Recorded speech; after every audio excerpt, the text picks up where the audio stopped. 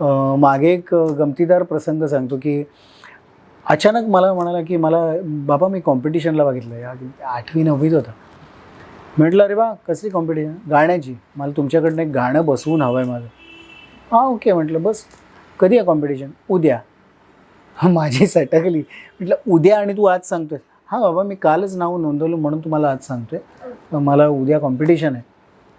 आणि माझी जरा म्हणजे मी वैतागलोच होते. एक दिवसात गाणं बसवून वगैरे असं होतं का आम्ही 15-15 वर्ष हे काय उगाच करतो का वगैरे असं मी त्याला लेक्चर दिलं आणि तरी ते गाणं बसवलं. मी म्हटलं तू पाठ करून ये गाणं.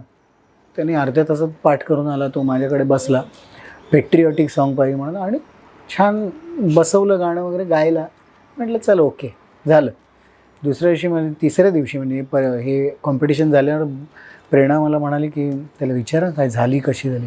म्हटलं अरे बाळा झाली का तुझी कॉम्पिटिशन? हो झाली म्हणाला. कशी झाली? मस्त झाली.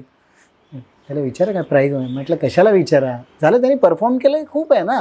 अगदी 2 दिवसात असं काही होत नाही. नाही विचारा. मला जरा संशय आला की एवढं सांगते म्हणजे काहीतरी मिळालं असं. काय रे प्राईज वगैरे? हो मिळालं ना. Very good. कितवं? पहिलं. काय? हां पहिलं. म्हटलं किती जण होते? हो ते एक 250 मुलं होती. म्हटलं 250 मुलं तू पहिला आलास? हो म्हणाला. बरं त्याला काहीच घेणं देणं नाही. बस कॉम्पिटिशन झाली. म्हणजे मला हे बरं वाटलं की त्याच्या मनात हां मी पहिला आलो वगैरे असं काही नाही आहे. इवन शाळेत सुद्धा त्याला कधी best student of the year वगैरे मिळालं तरी तो असायचं हां ओके मिळालं. तर ही एक वाखाणण्यासारखी गोष्ट वाटते मला. कारण जनरली मुलांना असं यश मिळालं की ते हुरळून जातात ना. पुढच्या वेळेला कुठेतरी कमी होण्याची शक्यता असते. ते त्याला सोयीसुतक नाही. त्याला कॉम्पिटिशन करणं, परीक्षा देणं ह्यातच इंटरेस्ट आहे. त्याच्या रिझल्टशी त्याचं काही घेणं देणं नसतं.